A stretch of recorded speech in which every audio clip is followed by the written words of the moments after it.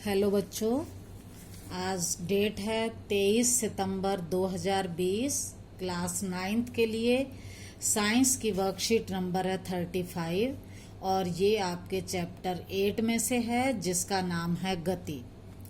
और इसमें हमारा विषय है गति का दूसरा समीकरण।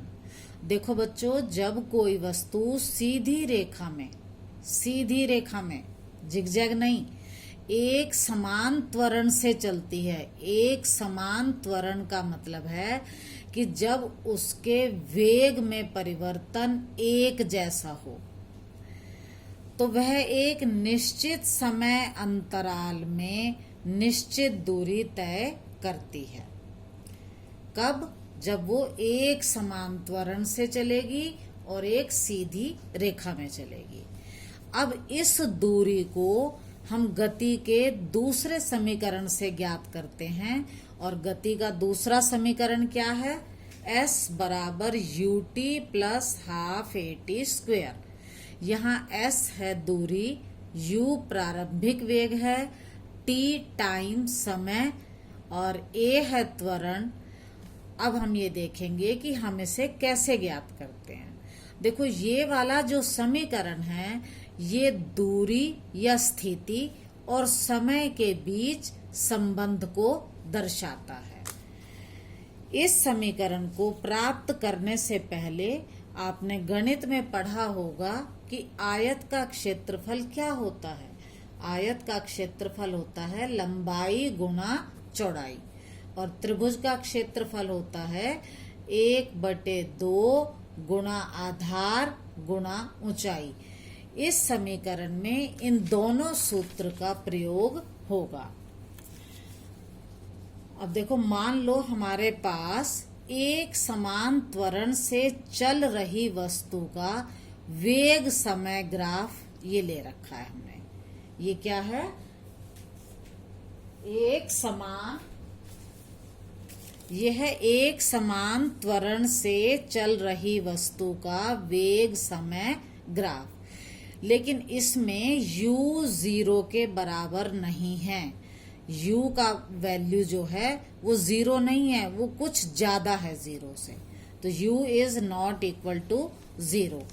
और वस्तु का जो प्रारंभिक वेग है u, ये t सेकंड में बढ़कर हो गया v। पहले u था प्रारंभिक वेग, t सेकंड में ये बढ़कर कितना हो गया v। और वस्तु का एक समान त्वरण, क्योंकि ये ग्राफ सरल रेखा में है इसलिए ये होगा एक समान त्वरण और वो कितना है? a। अब हमें क्या करना है? समीकरण को निकालने के लिए हमने यहाँ b से एक लंब खींचा x अक्ष पर। ये x अक्ष है, इस पर हमने लंब खींचा BC। अब हमें यहाँ पर क्या निकालनी है? दूरी। S का मतलब हमें दूरी निकालनी है और दूरी निकालने के लिए आप पहले पढ़ चुके हो कि हम कैसे निकालते हैं। देखो, ये हमारा ग्राफ आया था AB। इसके नीचे वाला जितना भी एरिया होगा, ये ग्राफ है AB के नीचे जितना भी एरिया होगा वो दूरी होगा। तो दूरी S बराबर AB के नीचे घिरा क्षेत्र कौन सा?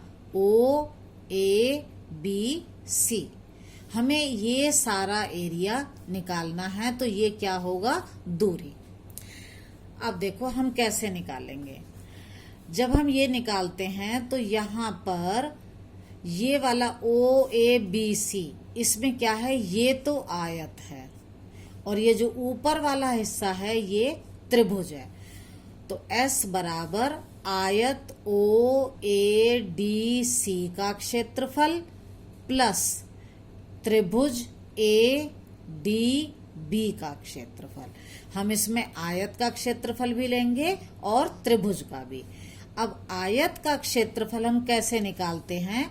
लंबाई गुणा चौड़ाई। अब यहाँ पर लंबाई है ये और ये है चौड़ाई OA गुणा OC। हमने क्या लिया? एक तो ये लंबाई ले ली और एक ये चौड़ाई।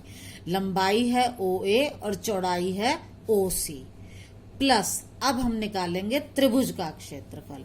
त्रिभुज का क्षेत्रफल होता है 1/2 गुणा आधार, त्रिभुज का आधार ये है AD गुणा ऊंचाई, और इसकी ऊंचाई है BD, तो 1/2 गुणा AD गुणा BD। अब बेटा आपको मालूम है कि ये जो AD है ये किसके बराबर है? OC के। AD बराबर OC, तो हम यहाँ पर ये जो AD है इसकी जगह हम OC लगा देंगे। तो हमने यही किया, OA गुणा OC प्लस 1/2 गुणा AD की जगह लगा दिया हमने OC। अब आगे देखो, आपको मालूम है ये OA क्या है? U। OA बराबर है U, ठीक है। और OC क्या है? T। OC बराबर T।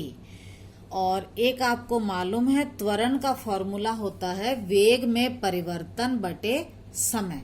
अगर हम ग्राफ को देखें तो पहले वेग था u यहाँ तक, बाद में हो गया v यहाँ तक, तो परिवर्तन कितना हुआ? bd।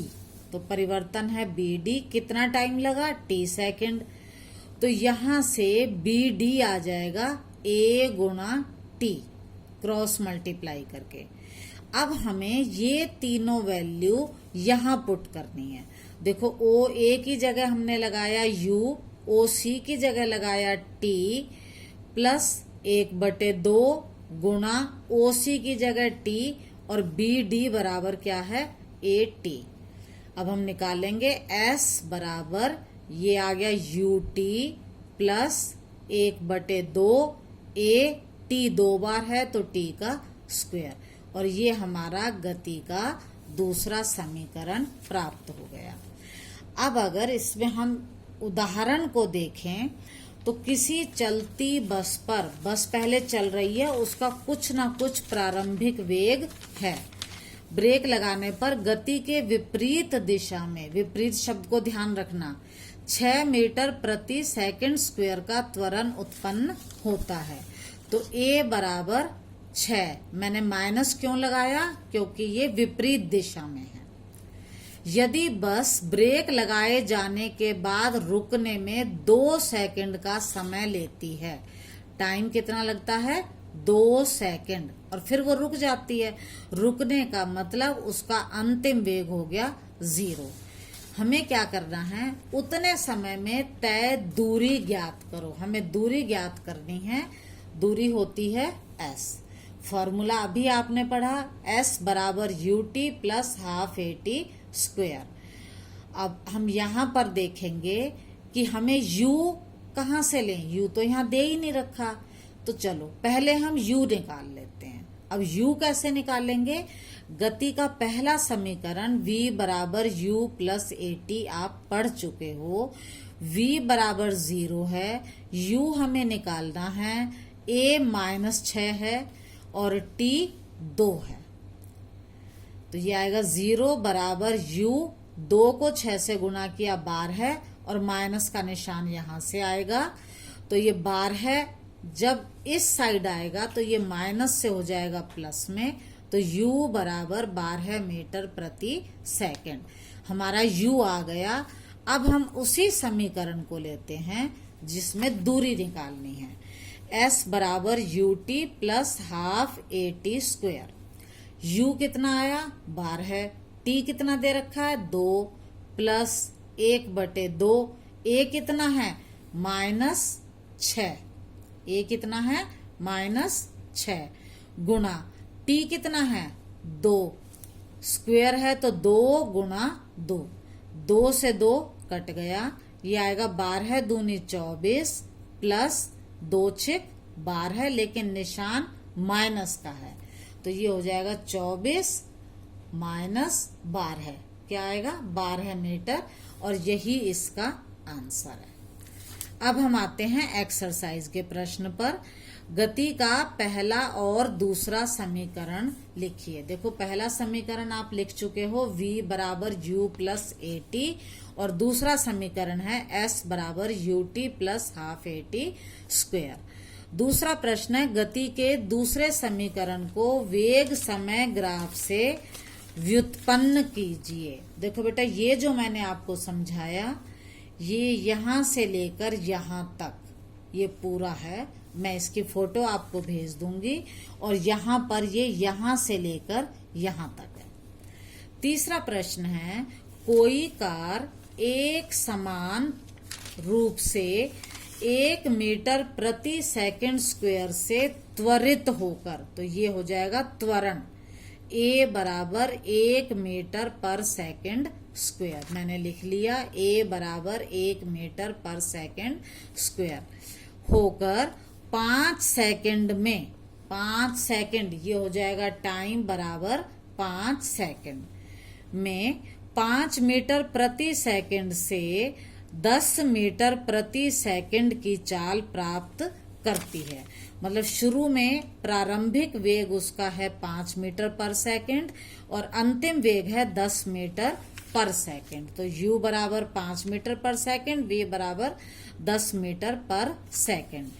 उतने समय में कार के द्वारा तय की गई दूरी ज्ञात कीजिए। हमें निकालनी है दूरी s। फार्मूला आपको मालूम है, s बराबर ut plus half at square.